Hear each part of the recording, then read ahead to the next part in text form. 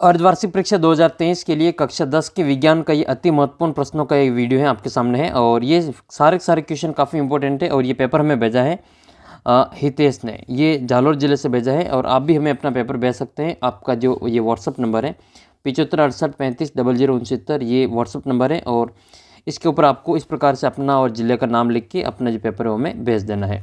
साथ ही आप 10वीं क्लास के व्हाट्सअप ग्रुप में भी ज्वाइन हो सकते हैं, उसका लिंक वीडियो के नीचे डिस्क्रिप्शन बॉक्स में दे रखा है। इस पेपर में ये जो पेपर है काफ़ी इंपॉर्टेंट क्वेश्चन है सारे के सारे। अगर आप इन प्रश्नों को तैयार करेंगे तो बहुत सारे क्वेश्चन आपके पेपर में आपको देखने को मिलेंगे। तो ये वीडियो को शुरू से अंत तक देखना ताकि आपको जो सारे प्रश्न जो समझ में आ जाए। तो सबसे पहले आप ये जो अबसद वाले प्रश्न वो देख लेते हैं। PDF आपको ऐप के ऊपर मिलेगी, तो आप ऐप को डाउनलोड कर लेना। ऐप के ऊपर आप टेस्ट वगैरह भी दे सकते हैं बिल्कुल फ्री में। पहला प्रश्न आपके सामने है कि चींटी के डंक में कौन सा अम्ल पाया जाता है। तो मोस्ट इंपॉर्टेंट क्वेश्चन है ये, चींटी के डंक में मेथेनोइक अम्ल पाया जाता है। मोस्ट इंपॉर्टेंट क्वेश्चन है ये, चींटी के डंक में मेथेनोइक अम्ल पाया जाता है।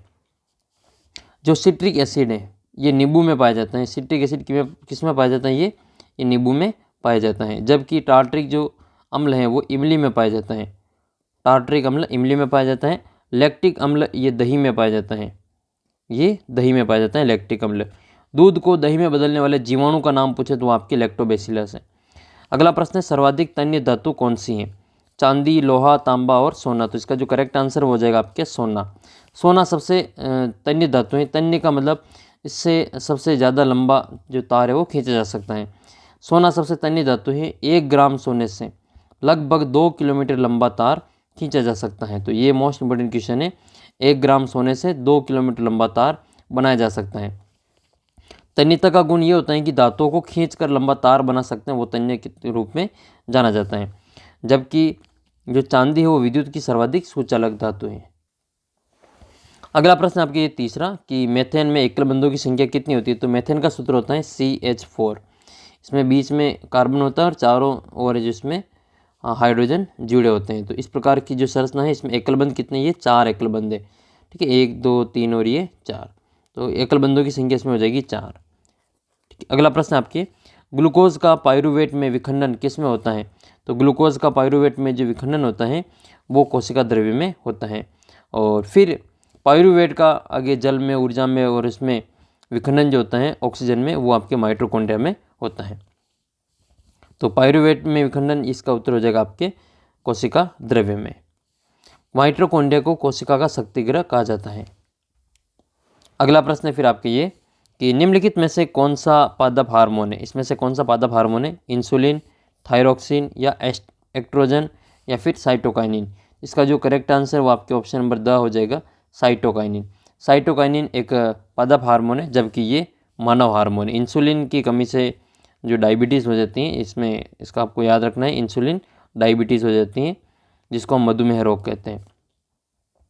थायरोक्सिन हार्मोन ये थायराइड ग्रंथि के द्वारा स्रावित होता है और इसका जो मुख्य कार्य है वो आयोडीन की मात्रा को कम ज़्यादा यानी कि नियंत्रित करना। तो अगर शरीर में आयोडीन की मात्रा कम हो जाती है तो गलगंड या गेंगा रोग होता है, जिससे व्यक्ति का जो गला फूल जाता है, सूज लटक जाता है।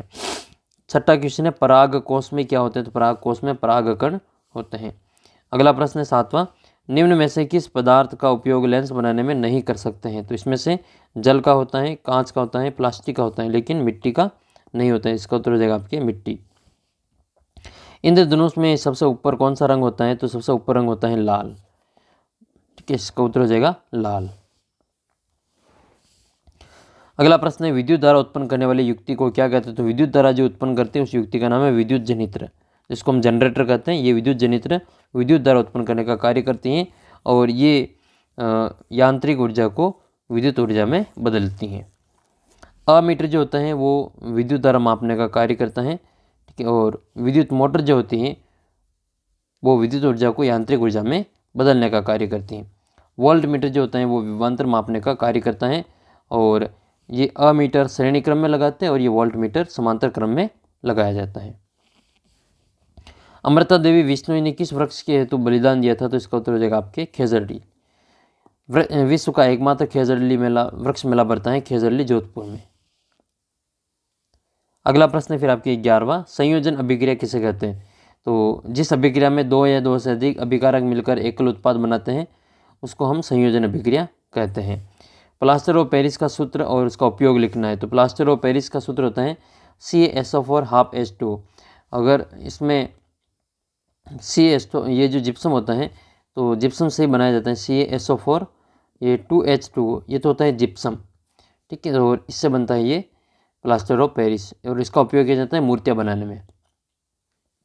इसके अलावा डॉक्टर जो हड्डी टूट जाती है उसको जोड़ने में प्लास्टर जो करता है वो प्लास्टर ऑफ पेरिस का ही करता है। इसको POP कहा जाता है, प्लास्टर ऑफ पेरिस। अगला प्रश्न है धातु की अम्ल से अभिक्रिया लिखनी है। तो धातुएं जो होती हैं वो अम्ल से अभिक्रिया करके हाइड्रोजन गैस बनाती है। तो एक उदाहरण ले लेते हैं हम इसमें, जैसे Fe ये एक फेरस इसमें धातु है और एक अम्ल है H2SO4। H2SO4 को अम्लों का राजा कहा जाता है। इसको ये सल्फ्यूरिक अम्ल होता है और ये दोनों अभिक्रिया करके FeSO4 और इनकी फेरस और H2SO4 ये दोनों अभिक्रिया करके फेरस सल्फेट बनाएंगे और हाइड्रोजन गैस इससे निकलती है। तो इसका जो समीकरण इस प्रकार से आपको लिख लेना। अगला क्वेश्चन है फिर आपके ये क्लोरोप्रोपेन की संरचना सूत्र बनाना है।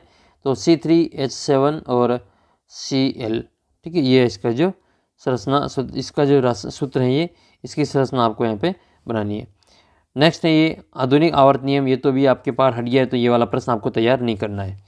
फिर आपके है जाइलम और फ्लोएम के पदार्थों में के वहन में क्या आपको अंतर बताना है। हाइड्रा में जनन किस विधि के द्वारा होता है। तो अलैंगिक जनन होता है इसमें और इसको मुकुलन विधि कहा जाता है। अगला प्रश्न है लेंस सूत्र और दर्पण सूत्र लिखना है। तो लेंस सूत्र में 1/f = 1/v - 1/u होता है। लेंस में माइनस होता है और दर्पण में प्लस होता है, बाकी और कोई अंतर इसमें नहीं होता है। ओम का नियम क्या होता है। तो ओम का नियम होता है V = IR। बाकी आपको पूरी परिभाषा इसमें लिखनी है, ये इसका शॉर्टकट टर्म है। दक्षिण हस्त अंगुष्ठ नियम आपको यहाँ पे लिखना है। अगला प्रश्न है वैकल्पिक ऊर्जा स्रोत के उदाहरण दीजिए। तो वैकल्पिक यानी कि जैसे सौर ऊर्जा है, पवन ऊर्जा है, जल विद्युत ऊर्जा है, तापीय ऊर्जा है, ये सभी वैकल्पिक ऊर्जा स्रोत हैं। अगला प्रश्न फिर आपके ये कि अजैव निम्नीकरण पदार्थ किसे कहते हैं। तो वे जैव पदार्थ जो जैविक प्रक्रमों के द्वारा अपघटित नहीं हो सकते हैं उसको अजैव निम्नीकरण पदार्थ कहते हैं। जैसे प्लास्टिक है, कांच है, रबड़ है, ये सभी आपके अजैव निम्नीकरण पदार्थ हैं।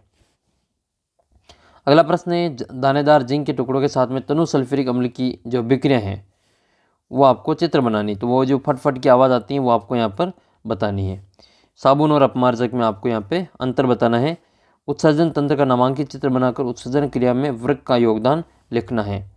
नेक्स्ट है यौनारंभ किसे कहते हैं। नर जनन तंत्र का चित्र बनाना है। अगला प्रश्न है प्रकाश का परावर्तन किसे कहते हैं। गोलीय दर्पण के वक्रता केंद्र और वक्रता त्रिज्या को परिभाषित करना है। नेक्स्ट क्वेश्चन है इसमें आपको बिंदु परिपथ में A और B के मध्य में तुल्य प्रतिरोध ज्ञात करना है। तो पहले हम इसमें इनका समांतर ज्ञात करेंगे, ये श्रेणी क्रम वाला, फिर दोनों का श्रेणी क्रम आ जाएगा, इसके बाद में दोनों का समांतर ज्ञात करेंगे तो ये 3 आ जाएगा, फिर इसमें वापस श्रेणी क्रम निकालेंगे। तो एक बार तो इसमें ये श्रेणी क्रम का निकालेंगे, फिर इसका समांतर निकालेंगे, फिर इसका श्रेणी क्रम निकालेंगे। तो 2 बार तो श्रेणी क्रम, एक समांतर और एक श्रेणी क्रम, इस प्रकार से सवाल को हल करना है। चुंबकीय क्षेत्र किसे कहते हैं। चुंबकीय क्षेत्र रेखाओं की विशेषता लिखनी है। रेडॉक्स अभिक्रिया किसे कहते हैं, उदाहरण सहित इसको समझाना है। जीवाश्म ईंधन किसे कहते हैं, जीवाश्म ईंधन की हानियाँ लिखनी है और समजात और समवर्ती अंगों को उदाहरण सहित समझाना है। नेक्स्ट क्वेश्चन है बर्जन किसे कहते हैं। तो बर्जन मोस्ट इम्पोर्टेंट क्वेश्चन है ये मेंडलीफ की आवर्त सारणी वाला प्रश्न आपके हट गया तो इसको नहीं करना है, और समूह और आवर्त वाला भी आपके हट गया, इसको भी नहीं करना है। फिर ये निस्तापन वाला याद कर लेना है, निस्तापन किसे कहते हैं। बाकी आधुनिक आवर्त सारणी ये वाले प्रश्न आपको नहीं करने, ये आपके पार्ट हट गए। तत्वों का वर्गीकरण वाला पार्ट आपके हटा हुआ है। फिर आपके प्रश्न है प्रतिवर्ती क्रिया किसे कहते हैं, और तंत्रिका कोशिका का नामांकित चित्र बनाना है और पादप हार्मोन को समझाना है। इसके अलावा अगला क्वेश्चन जो है आपके ये कि प्रतिवर्ती चाप किसे कहते हैं, मानव मस्तिष्क का चित्र बनाना है और जंतु हार्मोन को समझाना है। दृष्टि दोष क्या होते हैं और निकट दृष्टि दोष और इसके कारण और निवारण आपको लिखना है। वन विक्षेपण क्या है, वायुमंडल में अपवर्तन और इसके कारण और इसके उदाहरण सहित इसको आपको समझाना है। अच्छा, निकट दृष्टि दोष को दूर करने के लिए कौन सा लेंस काम में लिया जाता है, कमेंट करके बताना है। और एक गाड़ी के जो साइड ग्लास में कांच होता है वो कौन सा दर्पण होता है, वो भी आपको कमेंट करके बताना है। तो ये बहुत ही इंपॉर्टेंट क्वेश्चन है सारे के सारे आपके, तो ज़रूर आप इनको अच्छे से तैयार करना, आपको काफ़ी फ़ायदा मिलेगा आने वाले पेपर में।